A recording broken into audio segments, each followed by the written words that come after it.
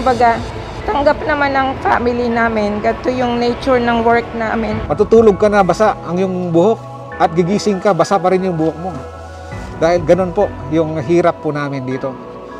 When you're there in the field, when you're there in the flight, and then you hear them clap.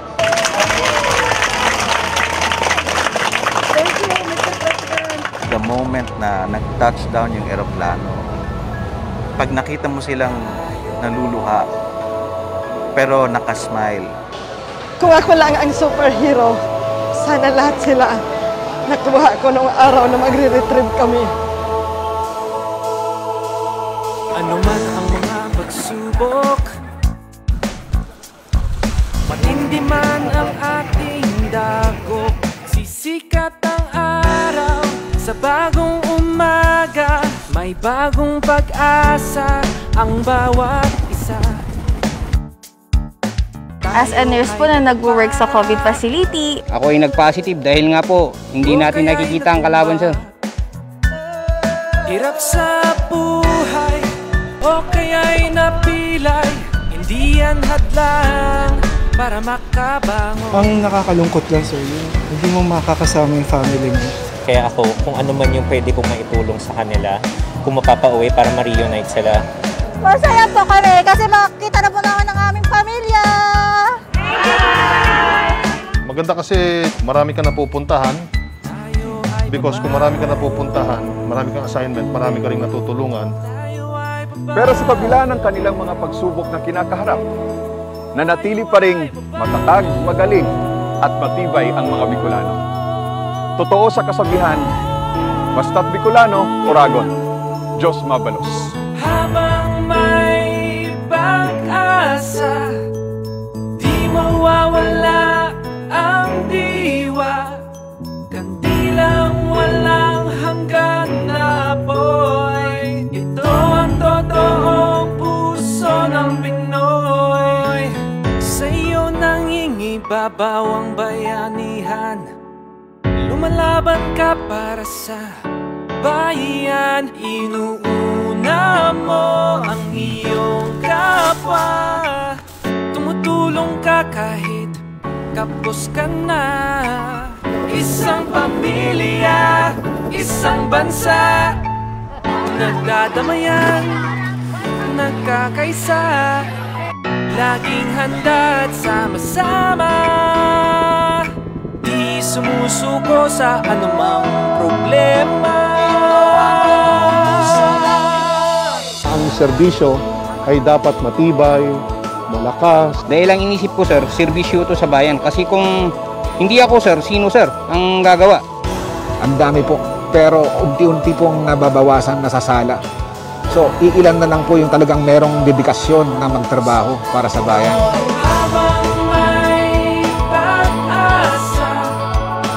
Maraming salamat po, Pangulong Duterte, sa inyong tulong sa amin. Walang hanggan na apoy, ito ang totoong puso ng Pinoy. Sama-sama, pag-asa, ating isip ay malaya, kahit sa pinakamadayong na araw, pagbangon tayo, huwag kang bumitaw. Sama-sama,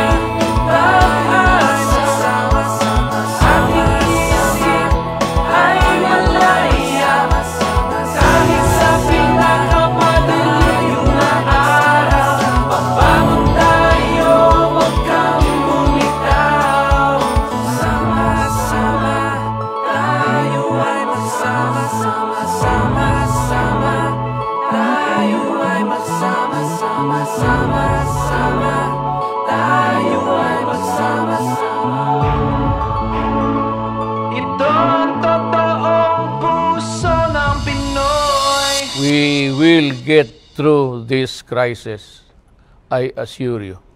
As one nation, kapit po tayo, mga kababayan, magbayanihan po tayong lahat.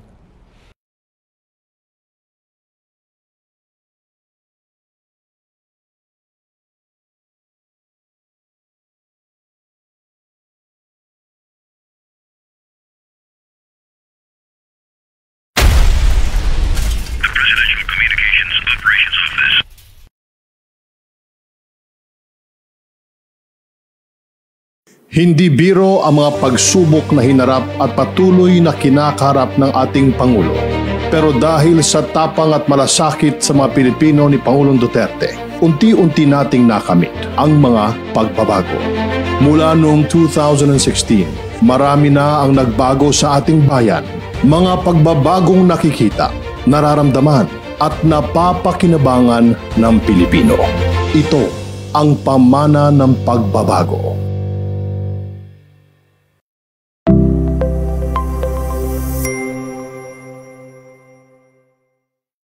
Pangako ni Pangulong Duterte ang komportableng buhay para sa mga Pilipino.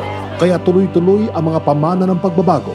Build, build, build projects, rehabilitasyon ng MRT3 at iba pang mga bagong trend. These are a testament that we have greatly eased the grueling experience of traveling and commuting. Skyway Stage 3 at mga proyekto magpapaluwag ng EDSA, Central Luzon Link Expressway, Cebu-Cordova Link Expressway at mga bagong expressway at highway, bagong terminal building ng Clark International Airport at iba pang airport projects.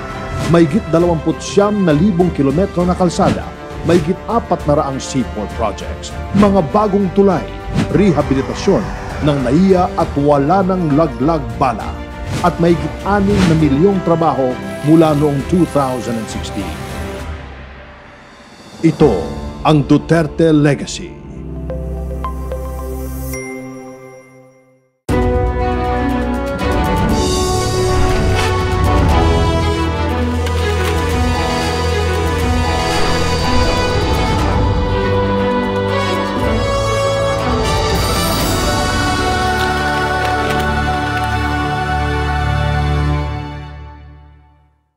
Ang nakaraan sa Laging Handa, Doc. We will not stop until the last drug lord, the last financier, and the last pusher have surrendered or put behind bars or below the ground if they so wish. Nakita natin yung kanyang conviction, yung kanyang resolve na gawin ito kung kaya't ito ang naging dahilan for everybody to rally behind him. I have seen him when he was still the mayor of Davao City. Sagasa lahat. Walang sino-sino dito. And that is political will. Human rights must work to uplift human dignity. But human rights cannot be used as a shield or an excuse to destroy the country. Your country ay my country. Una-una, wala sa ating palisiya ang extrajudicial killings. In fact, makikita mo doon palagi meron tayong pulatilya na respect the human rights. Nung start ng ating presidente, nagpagawa siya ng mega rehabilitation center. Ang kagandahan dito kasi, tayo lang ang gumagawa nito sa buong mundo. Na kung saan, meron tayong tinatawag na community-based drug rehabilitation program. Reformation program is a 90 days process po yan. Paglabas po nila rito, chine-check up pa rin po natin sila kung tama po pa rin po ba yung daan na tinatahak nila. Nagpapasalamat po kami sa gobyerno ni Pangulong Duterte dahil binago niya po yung buhay namin. Baril ang paghahawak natin dahil may mga mayaman kapag sa kasuhan, wala man tayong laban, wala tayong pera. Ang gusto ko lang dati, kasama ko sa mga taong iahon sa hirap sila. 20 years nga dapat kong dipinsahan. Wala ding nangyari sa masa, wala ding nangyari sa taong bayan. Halos gulo lang na iabot namin. Sa pagpapatuloy ng ating mas pinalawak, mas malalim at mas komprehensibong Laging Handa docu-serye, maliban sa pagsugpo sa kriminalidad at iligal na droga, prioridad rin ng administrasyon ni Pangulong Duterte ang pagpapanatili ng kapayapaan sa bansa. Hindi lang sa pagitan ng gobyerno at mga rebeldeng grupo, kundi maging sa issue ng West Philippine Sea. Kaya naman tiniyak ni Pangulong Duterte na mangingibabaw ang kapayapaan sa Pilipinas sa kanyang panunungkulan. Buhay ng bawat Pilipino ang una kay Pangulong Duterte at makikita ito sa kanyang mga polisiya. Ngayon, sa unang taong anibersaryo ng aming award-winning Laging Handa Docu, inihahandog ng Presidential Communications Operations Office Office of the Global Media and Public Affairs ang docu tungkol sa mga hakbang at tagumpay ng pamahalaan upang labanan ang insurhensya at terorismo sa bansa. Ito po ang totoong kwento.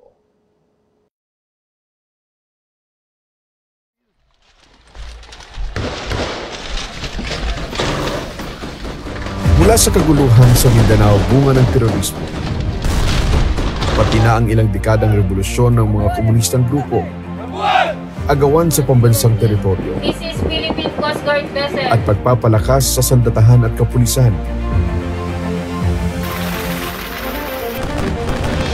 Ito ang maiinit na usapin sa seguridad ng Pilipinas na tinututukan ng Administrasyong Duterte.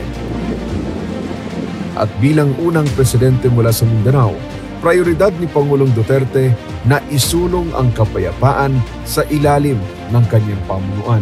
All of us want peace, not the peace of the dead, but the peace of the living. We will strive to have a permanent and lasting peace before my term ends. That is my goal. That is my dream. Ako po si JV Arsena. Samahan niyo kaming talakayin ng ikalawang bahagi ng Laging Handa Docu tungkol sa pagsisikap ng pamahalaan para mapanatili ang kaligtasan at kapayapaan sa ating bansa.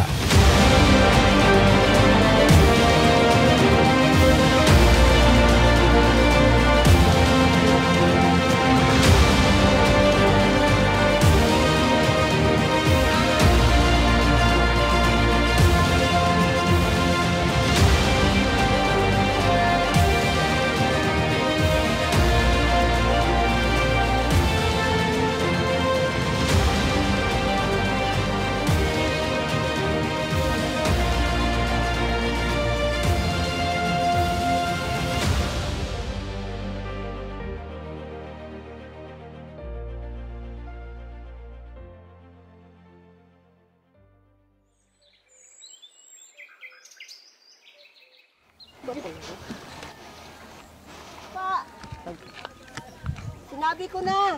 Ang utos niya sa akin, sinabi ko na. Noong nakarang linggo nakilala natin si Kamayang, isang dating miyembro ng New People's Army mula sa San Isidro, Leyte na pinamumugaran noon ng mga NPA.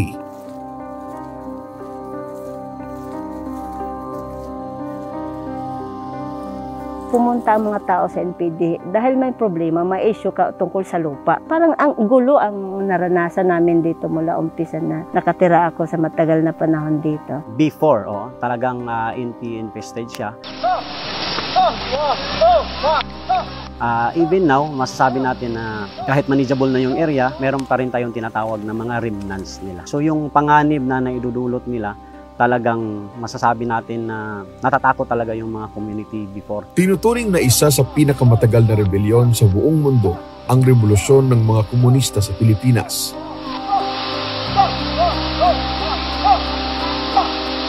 Sila ay ang Communist Party of the Philippines, New People's Army, National Democratic Front o ang CPP-NPA-NDF.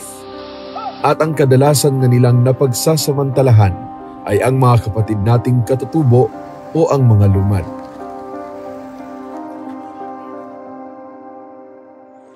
Dito sa bayan ng Impasugong, Bukidnon, pinuntahan namin ang Sitio Minlanao, isang napakaliblib na baryo sa barangay Dumalaging.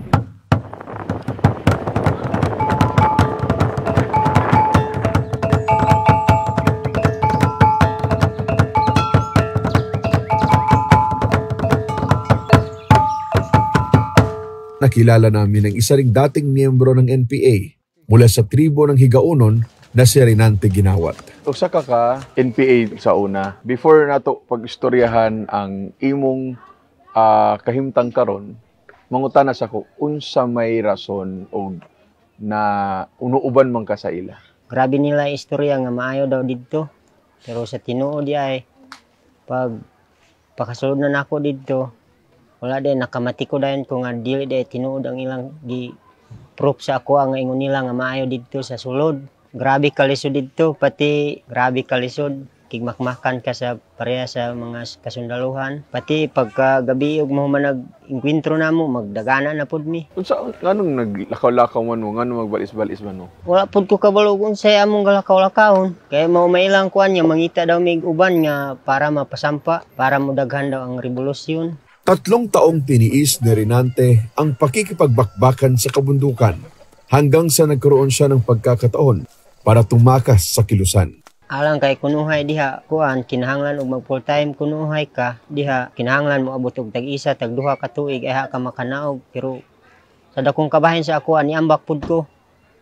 Wala ko na nangit sa ilaha. Ang mga IPs dito sa atin is 70% indigenous people yung nakatira sa bayan ng Impasugong. So tinatanong ko sila, bakit may mga kapatid tayo na nandun ngayon sa kabila, yung sabi ng karamihan. Kasi hinahanap nila yung gobyerno. Sino ang tutulong sa kanila? Walang pangkabuhayan, farm to market roads, sira yung mga daanan nila. Wala silang patutunguhan ba? Yun ang main reason na nag-aaklas sila na gobyerno. Ito rin ang nakikitang dahilan kung bakit hindi nagiging matagumpay ang mga kampanya noon laban sa insurhensya. Ang mga nangyari sa campaigns natin na nakaraan ay sobrang military-centric. Akala mo, ang problema ay ginawa lang na military problem. Ngunit ano ba ang mga root causes o mga dahilan na ini-exploit ng NPA para makakuha sila ng recruit? Poverty, illiteracy, disease, unemployment, absence of economic opportunities, land for the landless. Yan ang kanilang ini-exploit. At bilang dating mayor ng Davao, batid ni Pangulong Duterte ang daing ng kanyang mga kababayan mula sa Mindanao. Kaya ang naging diskarte ng gobyerno ay hindi baril at bala, kundi mga proyekto para sa mga armadong grupo at kanayunan. Peace and security is not only just a military concern. That is why we deviated from the traditional purely military approach in dealing with matters of national security. Ang tanong ni Presidente sa amin, magkano ba ating nagagastos para labanan itong mga to? Siguro, Mayor, sabi ko mga 2 billion a year yan. Sabi na, ba't ating gagastusin sa paglaban sa kanila? Ibigay na lang natin sa kanila. Ibigay na lang natin sa kanila pera. Mas makatipid tayo sa buhay ng mga sundalo at makapatulong pa tayo sa mga bumabalik. Taong 2018 nang itinatag ng pamahalaan ang National Task Force to End Local Communist Armed Conflict o NTF-ELCAC sa pamamagitan ng Executive Order No. 70. Layunin nitong sugpuin at itaas ang kamalayan sa nagpapatuloy na communist rebellion sa bansa. Gagamitin natin lahat ang ahensya ng mga gobyerno, whole of nation ito pati ng mga civil organizations na tumulong sila kung paano natin matugunan yung mga pangangailangan ng mga mamamayan para sila hindi mahikayat ng mga NPA. So kasama dito yung hiningi namin sa Presidente nung nakaraang taon na yung tinatawag nating Barangay Development Fund, BDF. Diyan naman pumasok yung 822 barangays natin na binigyan ng 16.46 billion. Ito ay binubuo ng mga farm-to-market roads, electrification, pagtayo ng school buildings, health centers, water and sanitation systems. Meron din mga livelihood programs na binibigay. For so long a time, walang nakarating dyan. Dati nakikita lang nila ang dumadaan dyan ay ang armadong NPA. Ngayon, nakita nila maiduduktong na natin sila sa mga kalungsuran. Ang bawat rehiyon naman ay pinangangasiwaan ng mga opisyal ng gabinete upang mapabilis ang hakbang sa panrehiyong kaunlaran. Ang NTF-ELCAC ngayon, ang nagpapatakbo niyan ay 17 cabinet members na assigned bilang cabinet officer for regional development and security. So may connection kami lahat sa region. Plus, dito sa national, mayroon tayong 12 lines of efforts. Dati-dati, ang trabahong counterinsurgency, nandun lang lahat sa police at saka AFP. Pero ngayon, isa na lang sila sa 12 clusters. In other words, whole of government. At isa nga sa mga lugar na naaabot na ngayon ng naturang programa ay ang bayan ng Impasugong sa Bukidnon sa pangunguna ni Secretary Martin Andanar. Isa sa mga katutubo na naninirahan dito sa Impasugong, Bukidnon, lalo na sa mga liblib na sityo, ay ang tinatawag na mga lumad na higaonon. Marami sa kanila ay mga dating miyembro ng CPP-NPA. Pero dahil sa mga magandang programa at malasakit ng gobyerno, sila ay nagbalik loob at ngayon ay namumuhay tulad nila ng maayos, ligtas at payapa. Simula nang naging presidente si Pangulong Duterte, malaking pagbabago talaga sa bayan ng Impasugong. Mga farm-to-market roads, assistance to our IPs sa kanilang mga livelihood programs, through Department of Agriculture, sa DPWH na ipapasiminto yung mga daanan, at marami pang iba, yung mga assistance to farmers natin. Dito lamang nakarang taon, binisita ni Secretary Martin Andanar ang sitio Kalabugaw sa Impasugong, Bukidnon upang personal na ipaabot ang mga programa ng national government para sa ating mga lumad. So pagpunta nga ni Secretary Andanar dito sa Impasugong, talagang nabubuhayan kami ng loob. Sabi ko, wow, maraming salamat talaga. Kasi ito na yung time na talagang ma-address yung mga problema ng mga IPs. Dahan-dahang nababalik yung tiwala nila sa ating gobyerno dahil sa malakas na kampanya ng ating Pangulo. Ayaw kaayo, sir. Kuha na kayo, aruhay na kayo akong pagbalik na ako sa gobyerno karon. Daga na ang tabang na akong nadawatan. Dako gyud akong pagpasalamat kuan Duterte kay dagan iyang nakatabang sa amuha. Upang matapos na ang problema sa insurhensya, tinugunan ng Administrasyong Duterte ang ugat ng pag-aaklas ng mga rebeldeng grupo. Dahil dyan, marami ang nagbalik loob, umangat ang kalidad ng pamumuhay at naramdaman ang presensya ng pamahalaan. Ang mga bumalik na sa folds of the law have reached 18,433. Ang karamihan actually sa 18,000 na yan ay mga mass supporters. Pero 3,844 regular members. Para matulungan ang mga rebeldeng nagbalik loob sa gobyerno, sila ay nakatanggap ng social assistance sa pamagitan ng Enhanced Comprehensive Local Integration Program o ECLIP ng Task Force Balik Loob. Itong e-clip na to napaganda sapagkat binibigyan ng bagong pag-asa yung mga nagsusurrender. Yung cash assistance, ang total niyan 50,000 plus 15, aabot ng 65,000. Kung may paarmas sila, may remuneration din sa firearms. Tapos meron din siyang training sa TESDA, at ang pinakamaganda dyan yung pabahay na binibigay ng Pangulo. Binibigyan sila ng tinatawag na bahay sa mga resettlement areas. Ang Peace and Prosperity Village nga na matatagpuan sa Sitio Limite ay isa sa mga resettlement areas ng mahigit 200 former rebels sa bayan ng San Isidro, Leyte. At mismong si Pangulong Duterte ang nag-abot sa kanila ng tulong at iniutos sa kalihim ng Department of Agrarian Reform na ipagkaloob ang lupain sa mga nagbalik loob. Way gusto mo patay, way gusto mo matay. Tungod sa mga anak, naanin sila yung anak na amoy anak. Tarungon tala na yung istorya. Basta ka ng 2,000 diha, ako ng ilan reform. Dahil sa pagbuhos ng suporta mula sa gobyerno, ibinabana ng mga rebelde ang kanilang mga armas at tuluyan ng tinalikuran ang armadong karahasan. Seryoso siya sa kagaya namin na kung totoo sin kalaban kami niya na bakit kami pa ang binigyan ng pansin niya na tulungan. Naramdaman ko na sa ngayon sa time ni President Duterte na doon at buo na talaga ang tiwala ko sa gobyerno. Unti-unti na ngang nakakamit ang tunay at malawakang kapanatagan sa ating bansa. Tinalikuran na ng mga rebelde ang buhay ng karahasan at ngayon ay tumutulong na sa ating pamahalaan upang isulong ang kapayapaan at kaunlaran sa kanilang mga lugar. Ang maganda kasi Asset JB ay ang ating Pangulo ay 23 taong nanungkulan sa Davao City bilang mayor. At nakita naman natin na kung paano naging successful. Kaya napalaking factor talaga ang kaalaman, eksperyensya at yung tinatawag nating wisdom ng Pangulong Duterte.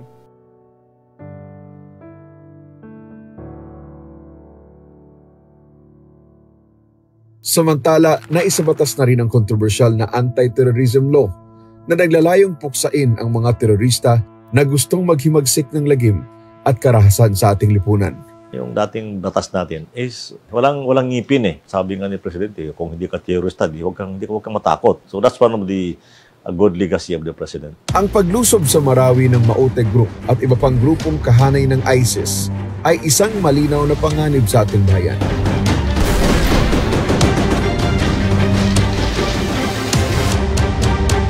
Kung kaya't napapanahon ang anti-terror law para maging sandata laban sa lahat ng uri ng terorismo. Kadusyo!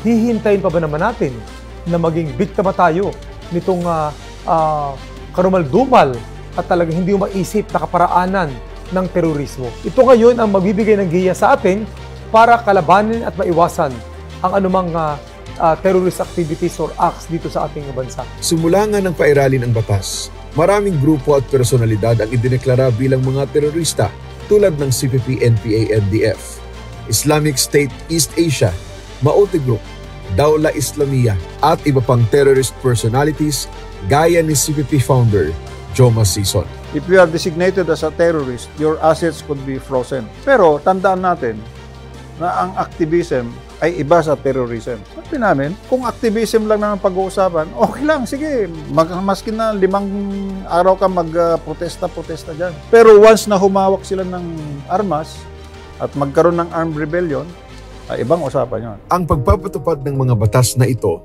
ay kinilala bilang mahalagang tulong at pakikiisa sa pandaigdigang laban kontra terorismo. Sa katunayan, kabilang ang Pilipinas sa top 50 ng mga bansa na may maayos na kampanya para sa kapayapaan at kaligtasan. Ang rating natin na 84 ay nagsasabi na katumbas natin o katapat natin ng Australia, New Zealand, Poland at iba pang mga bansa. Naramdaman ng ating mga kababayan, ito'y pinatunayan sa mga survey na mas safer ang pakiramdam nila. Sa kabilang banda, patuloy ang pagkilos ng kasalukuyang administrasyon upang ipagtanggol ang ating teritoryo at itaguyod ang ating pambansang interes sa West Philippine Sea.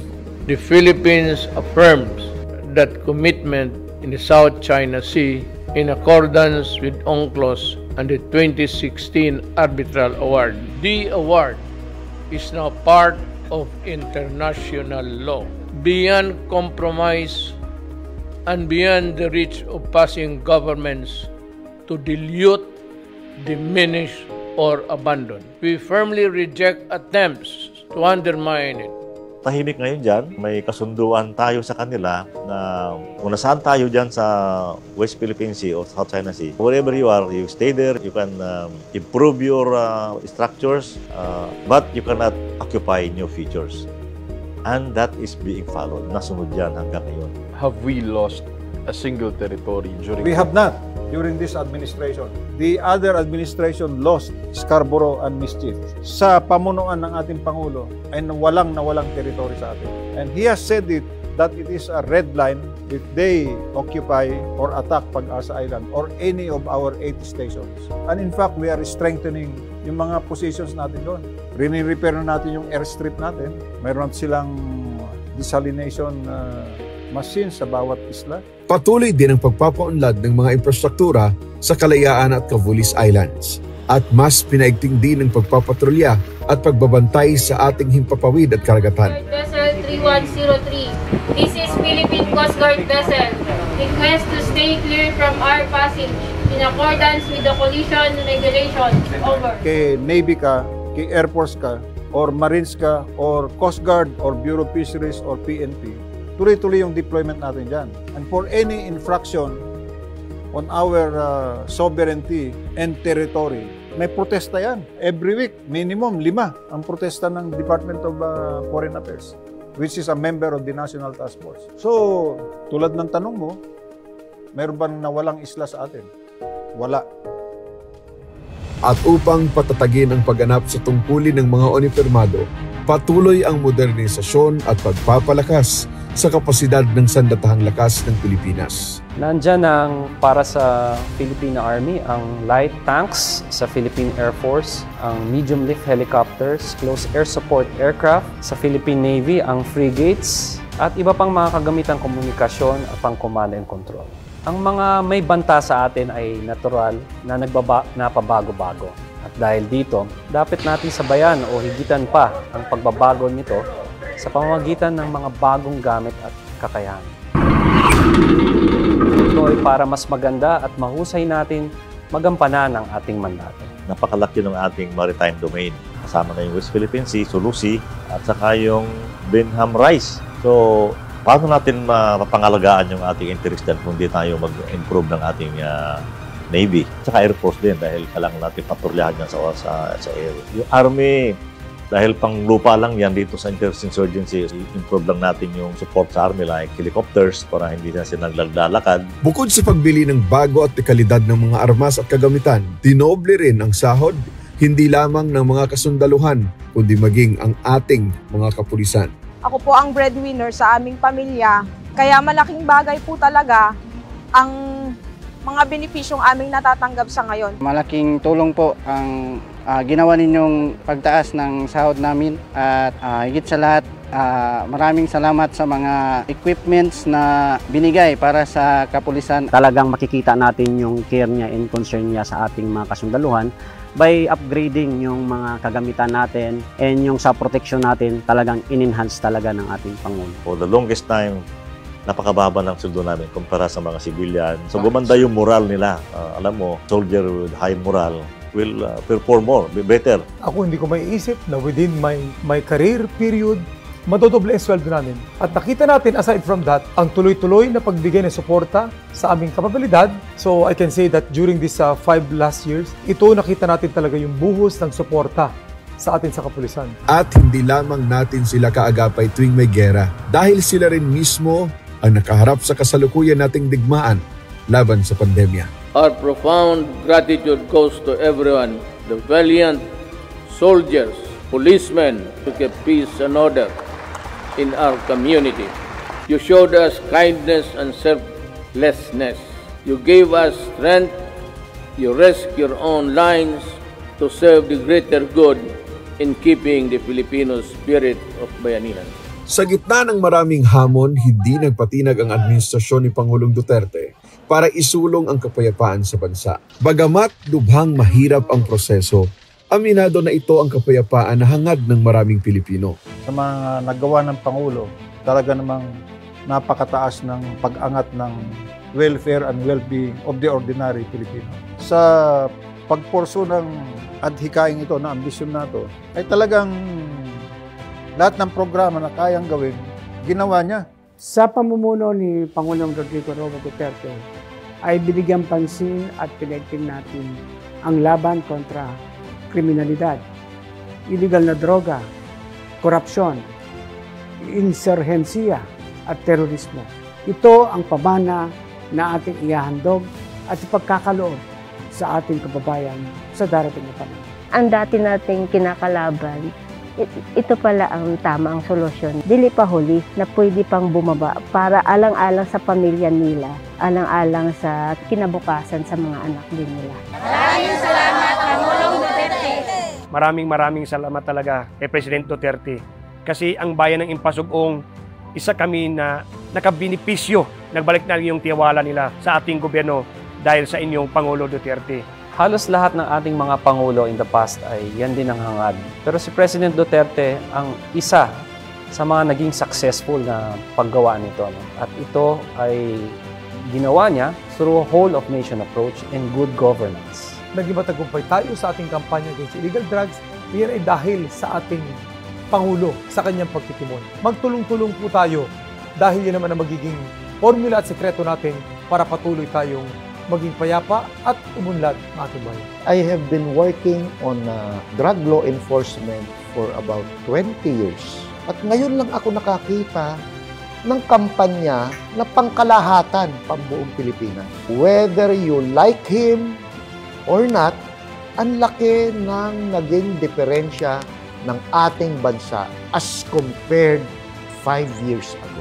Kasi alam naman namin na yung purpose mo dito sa pagiging presidente is to make the lives of the Filipinos more comfortable. And I think we are going there. We have done a lot to make the lives of the Filipinos comfortable. Tunay at permanenteng kapayapaan, kapanatagan at kaligtasan. Ito ang pamanang nais iwan ni Pangulong Duterte bago matapos ang kanyang termino at makakamit lamang ito kung magtutulungan ang bawat Pilipino. Ito po ang Duterte Legacy. A peaceful and prosperous Philippines is no longer a distant dream, but one that is within our grasp if our future Filipinos would also do it. They would continue and would seize the opportunity to work together.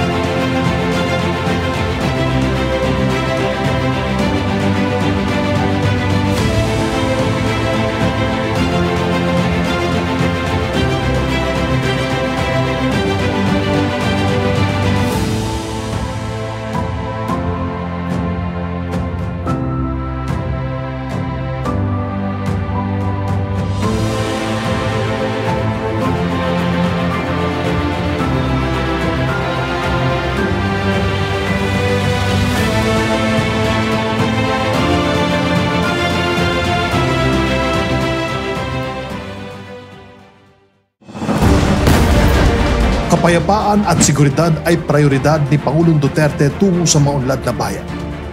Ito ang mga pamana ng pagbabago, kapayapaan sa Mindanao, Bangsamoro Organic Law at ang bagong Bangsamoro Government. In my term, we will all work and truly work for the benefit of the Bangsamoro people. Paglaban sa mga terorista, paglutas sa isyu ng insurhensya at mga rebelde. Modernisasyon para sa mas pinalakas na sandataan. Proteksyon ng media. Dagdag sahod sa mga sundalo at pulis. Kampanya kontra droga at pagsalba sa kinabukasan ng bayan. Nabawasan ang kriminalidad, mas panatag ang mamamayan at ligtas ang sambayanan. Ito ang Duterte Legacy.